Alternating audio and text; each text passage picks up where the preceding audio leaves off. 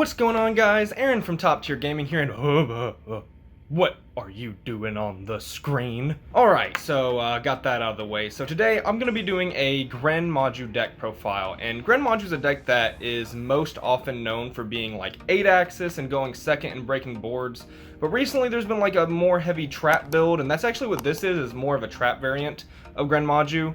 It's picked up a little bit of steam. It's still definitely like played less than the 8-axis version, but I really wanted to play this version because I mean it just looks like kind of fun in the fact that it's no fun for anyone else. In fact, I'm pretty sure my opponents this last weekend are very upset.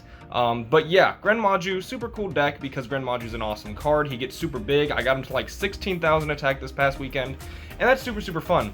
But before we get into the deck profile and going over my card choices and why I'm running what I'm running and how the deck works, Discord link down below if you want to check out our Discord. Super cool community there, we're trying to grow it, and yeah, Discord link down below.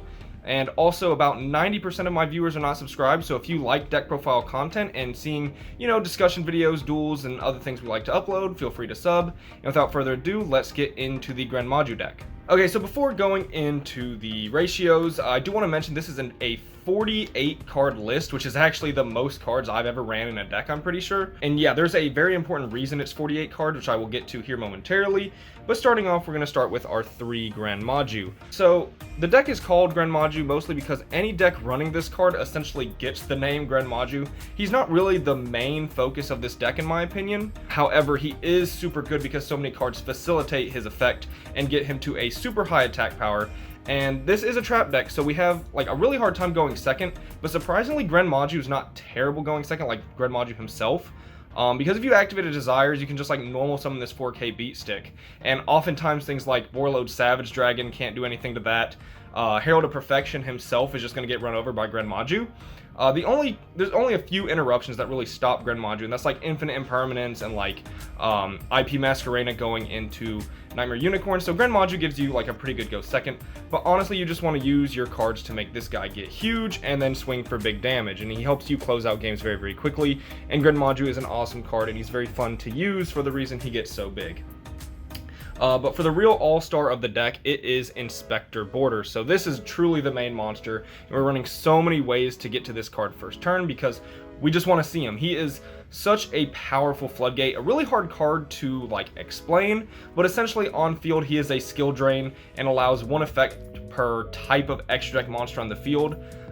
Very difficult card to like, if you don't know what he does, it's very hard to explain what he does, but he's essentially a skill drain type floodgate monster. And when you back him up with trap cards, it can be very hard for your opponent to break through that.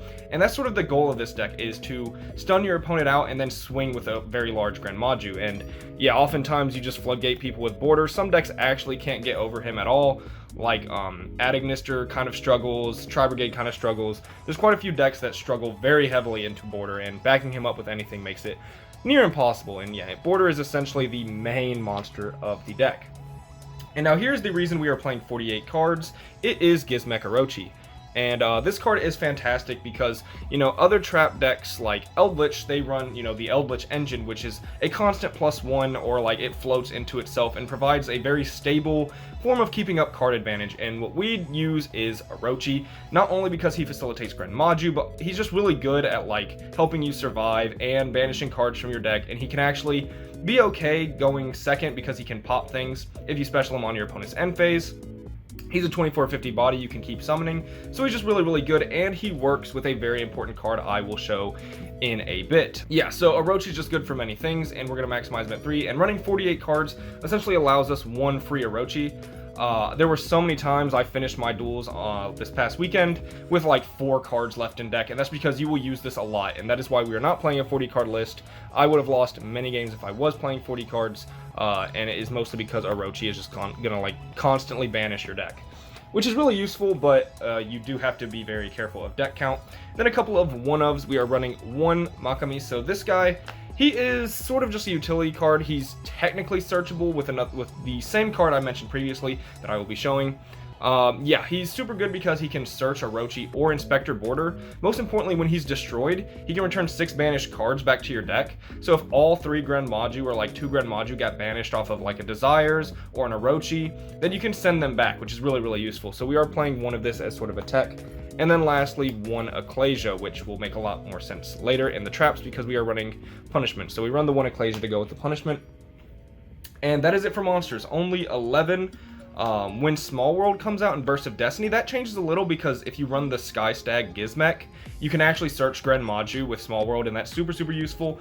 But until Small World comes out, there's no real reason to main deck him. Onto spells, and honestly, the spells are one of my favorite parts because we are running 3 Pot of Extravagance, 3 Pot of Desires, and 3 Pot of Duality. We're running 9 pot cards, and that is a lot. And this is our way of sort of getting into Inspector Border or finding Gren Maju or just seeing more trap cards to support our board. We need to, like, we're not the Eldritch engine, so we have to find pluses in different ways. So running 6 Pot of Greeds is very, very good. And not only are they Pot of Greed, they're even better because they facilitate Gren Maju. And then Pot of Duality over Pot of Prosperity, because Pot of Prosperity doesn't work with either of these pots. Like if you draw Prosperity and Desires, you can't use both that turn. Same thing with Extravagance. So when you draw Duality plus any of these, your Duality is live, which is very, very good because it means you can activate, 2 pot cards in that turn, and that's a lot more consistency. You do have to remember that Duality locks you out of special summoning, so you can't use Orochi when you use Duality, but we're running 9 pot cards to banish cards for Gren Maju, as well as get our pluses and find good trap cards. Next up is the card I was mentioning earlier, the very special Gizmek Scrolls of the, Sacred Scrolls of the Gizmek Legend, my bad. This card sort of helps you find your monsters, and even when it misses, it still helps you find your monsters, essentially. So what this card does is you look at the top 3 cards of your deck, and then you can add a machine monster whose attack equals its defense, and add it to your hand. The rest are banished face down. So not only does this facilitate Gren Maju by banishing cards, it also helps you see like your Inspector Border, your Orochi, your Gizmek Makami. It helps you find those cards, and so like say you reveal 3 and you see nothing and you just banish and it whiffs, you're still technically closer to a monster than you were before, because not only does your chance to draw a monster next turn increase or find it off Pot of Duality increase, it means the next time you activate this card, you've dug even more cards to find a monster. So it thins you to a monster if you desperately need one. But yeah, also just facilitating Gren Maju is very, very nice. But this means we're running 9 pot cards, 2 Gizmek Scroll, and 3 Border, which even in a 48 card deck is a lot of ways to find Inspector Border first turn. And that's kind of the goal. So it's a really cool card because it fits well with the deck, running all the Gizmeks and Inspector Border and Gren Maju. So it has a lot of synergy in my opinion. And then lastly, for spells, 1 Called by the Grave. Of course, we're not like a combo deck, we're not super afraid of hand traps, however, we are running like 3 Extravagance, 3 Desires, so this can stop Ash. It's also just like a really good card for things like Spheres. Pretty good card going 2nd overall, and one of the most flexible cards in the game. So you can take this out for like another Floodgate if you want it, or any tech card of your choice. I just feel like Called By is still worth playing. I wasn't playing it this weekend, but after testing with it, yeah, I kind of feel like I want it. Now on to traps, so that's it for spells. And the traps are set up in a way where you kind of have the same chance to draw everything, because they're kind of put off into sections, and I'll explain that as I go, but trying to maximize the consistency with our traps and have them do what they need to do. So starting off, we have 3 Solemn Judgment and 3 Solemn Strikes, 6 Solemn cards. This weekend, I really felt like I wanted Solemn Warning, which is something some Trap Gren like decks play. And it feels kind of like, it's not something people do often. You don't see Warning often anymore. But there are so many times, especially with Inspector Border, that Warning is just like the best Solemn to pair with him. Because things like Red Eye's Fusion, for example, they can't be stopped by Solemn Strike. There was one of my only losses this weekend was to Red Eye's Dark Dragoon, and that is because he just activated Red Eye's Fusion. And I mean, this deck really just doesn't, it really struggles with Dragoon. And if Solemn Strike had been Solemn Warning, then I probably would have won that game, but it wasn't. I still feel like Strike is overall the better card in this deck, and running 9 Solemns is a lot of Solemn Judgments, or Solemn cards, my bad. And without playing Soul Absorption, that's just a lot of life points you're playing in a relatively slow stun deck. So I feel like 6 Solemns is the way to go, and these are the best. But I do want to give a shout out to Solemn Warning, because I think this is one of the decks that can actually play it where it is an efficient and viable choice. Next up, we have the Floodgates, which, again, we're trying to keep it as close to the 6 ratio as possible because, you know, we're in a 48 card deck and we kind of want to open with one. So we have the 3 there can be only one and the 3 summon limit. These are our main Floodgates because I feel like they are the best. Like, I feel like more decks are hurt by there can be only one than things like Rivalry of Warlords and Gozen Match, even though those are also very good.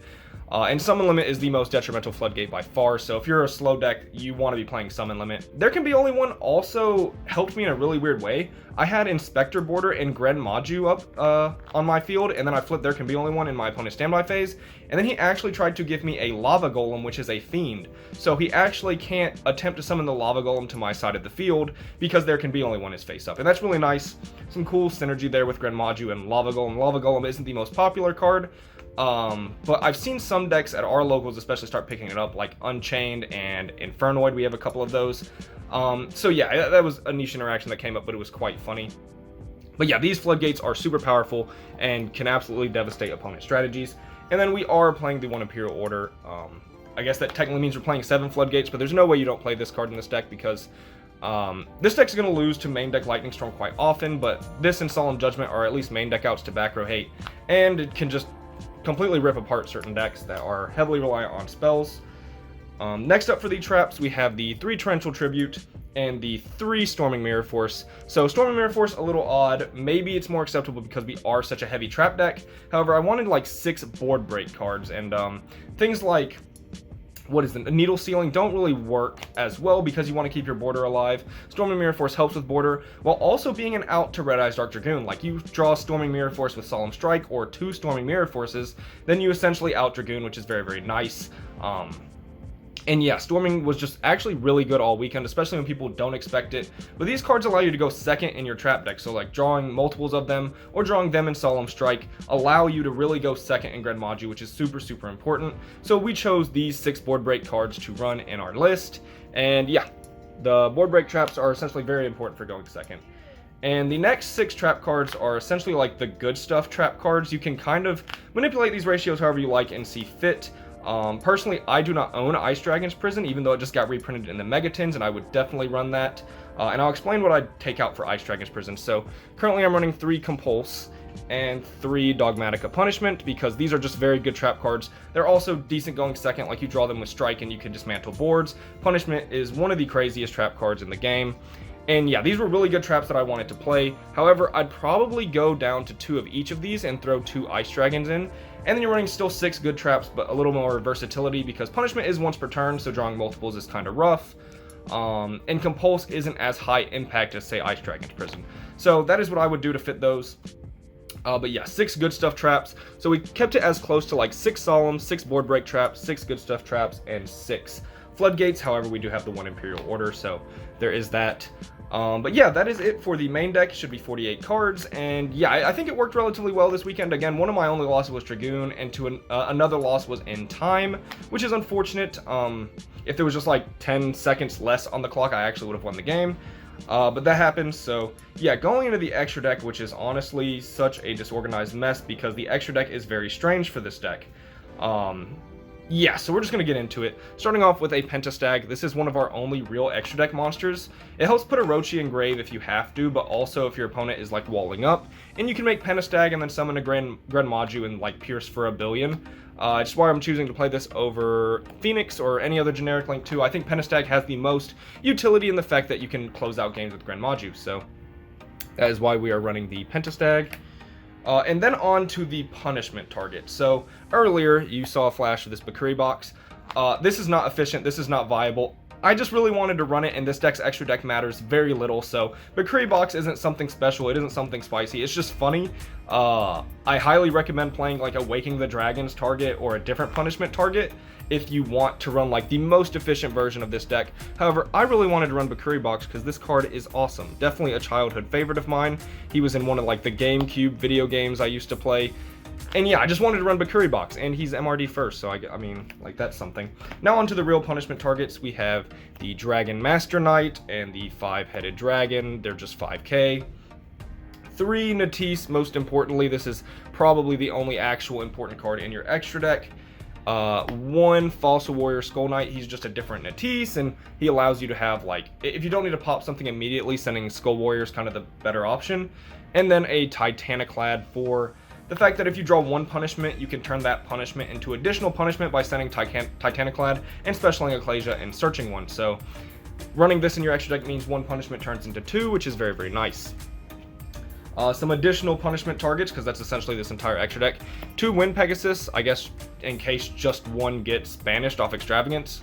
Yeah, again, there's so much flex spot with this extra deck. You can really run better things. This is just kind of what I threw together. And 1 Ferrogy, in case my hand's really bad, I can send it off punishment and draw a card. I definitely recommend playing the Paleozoic option as well, because if your like back row is going to get hit, you can banish him to protect it. I just didn't pull him out of bulk for playing this last weekend, so that is something I definitely recommend though. And I guess Omega's the last punishment target. He's just super, super good at recycling maybe Gren Maju that got destroyed. And then we run 1 Dingirsu, which I guess is the next actual like makeable card. If you get 2 Orochis on the field, you can make Dingirsu, and he's a pretty good card for protecting your stuff as well as sending things. And then 1 target here, Last Warrior from Another Planet. And this is for Waking the Dragons, which I actually chose not to play this weekend, but it's definitely something I would do moving forward. So running punishment or Waking the Dragon targets is really important if you decide to go that route. However, Waking the Dragon can also special from your main deck, and Inspector Border, as long as you control no monsters, can be special summoned from your deck. I mean, I'm pretty sure, hold up, let's see. Cannot be normal special summoned if you control a monster. So I'm pretty sure Waking the Dragon can summon Inspector Border there, and he is a really nice monster. If your opponent just opens Lightning Storm and blows your back row up and you can summon Inspector Border, that might be enough. So not a terrible Waking the Dragon card as well. And yeah, that concludes it for the deck profile. There's no like hand test video for this deck because it's very, very straightforward. You just tried to summon Inspector Border and set traps. There's not really a hand test or a combo I can show you. But yeah, I mean, that's essentially how the deck works. You want to summon Floodgates and just swing with Gren Maju for huge damage. Again, the highest I got him last weekend was 16,400, which means there was 41 banished cards, which I believe was a Desires, 2 Orochi banishes, and my entire extra deck off of 2 Extravagances and an Orochi effect. So yeah, 16,400 Gren Maju, that's super big. That kills through Prosperity if you choose to run that. Which is, yeah, again, super funny. I love Gren Maju because he's such a fun card for seeing just the absolute ridiculous numbers that can come off of him. And yeah, this has been Aaron from Top Tier Gaming. If you did enjoy the deck profile, please leave a like, consider subscribing. Leave down in the comments below what you would change about the deck, how you would run it. And yeah, see you guys later.